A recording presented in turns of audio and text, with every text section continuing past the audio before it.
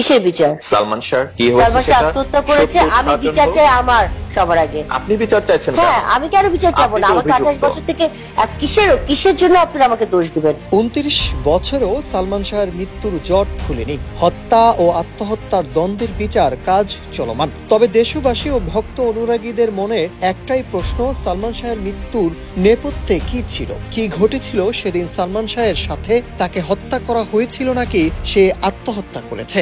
যা নিয়ে এখনো চলছে রহস্যের গোলক দাদা। সালমান শাহ যদি আত্মহত্যা করে থাকে, সালমান শাহ ভক্তরা সালমান শাহের জন্য দোয়া করবে, শেষ। যেটা সত্যি সেটা সত্যি।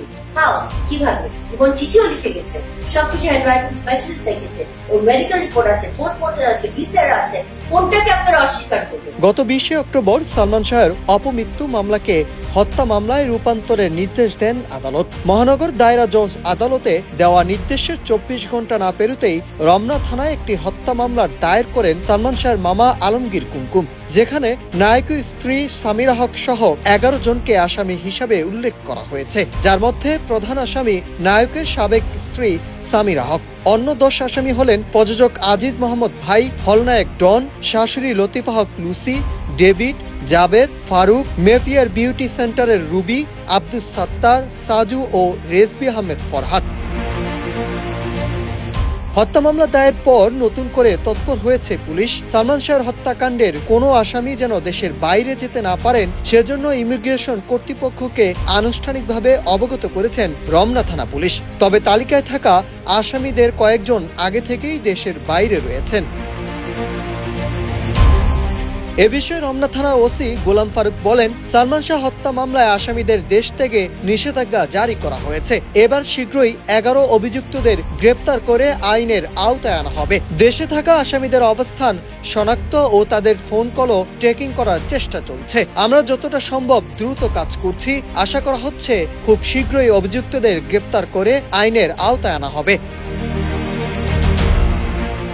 অন্যদিকে ফেসবুক লাইভে এসে সাবেক ভাবিকে নিয়ে মুখ খুললেন সালমান শাহের ছোট ভাই শাহরান চৌধুরী।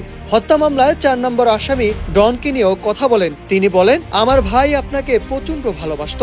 আপনি একটু চিন্তা করে দেখবেন, আপনি যে কারণে আমার ভাইকে পছন্দ করেছিলেন, আমার ভাইকে বিয়ে করেছিলেন, আপনার বাবা মাকে ছেড়ে এসেছিলেন, তখনই নিশ্চয়ই আমার ভাইয়ের মধ্যে আপনি সেরকম কিছু দেখেছিলেন। ভেবে দেখবেন, পালিয়ে বিয়ে করার পর আপনার পরিবার মেনে না নিলেও আমার পরিবার কিন্তু আপনাদের ফেলে দেয়নি।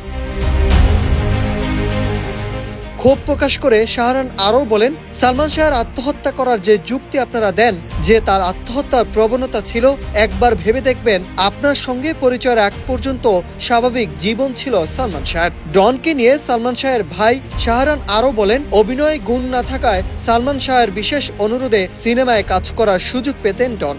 তার প্রতিদান হিসাবে সালমান ও শাবনুরের নামে মিথ্যা তথ্য ছড়াতেন সামিরার কাছে। আমার পরিবার নিয়ে বিভিন্ন অনুষ্ঠানে মিথ্যা তথ্য দেন। একদিন আল্লাহর কাছে জবাব দিতে হবে আপনার।